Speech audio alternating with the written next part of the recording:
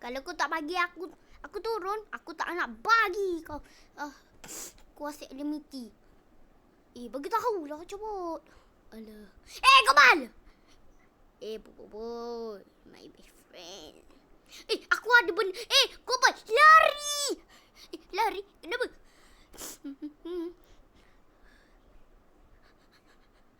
Asal kita lari? Tak tahu? Ying, kenapa kita lari? Yaya bawa biskut dia, mah. Biskut dia!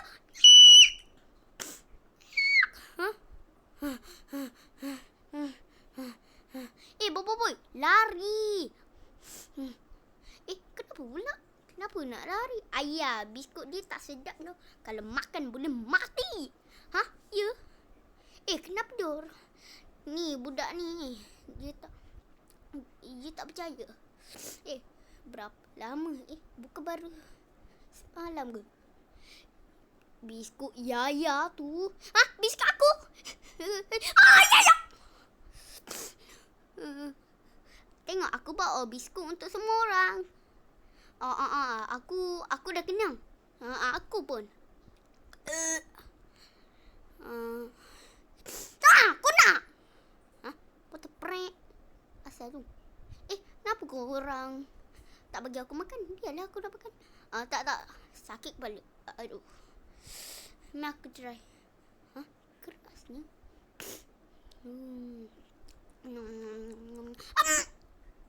Macam mana boy?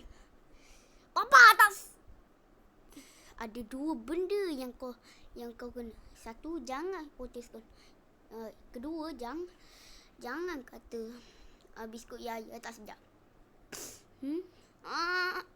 Sedap juga biskut ni. Sedap sangat. Yeay, nak lagi. Tak apa.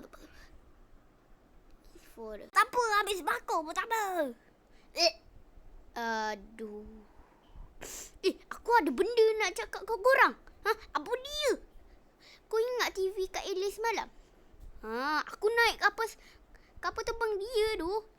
Robot dia curi koko tak apa. Betul.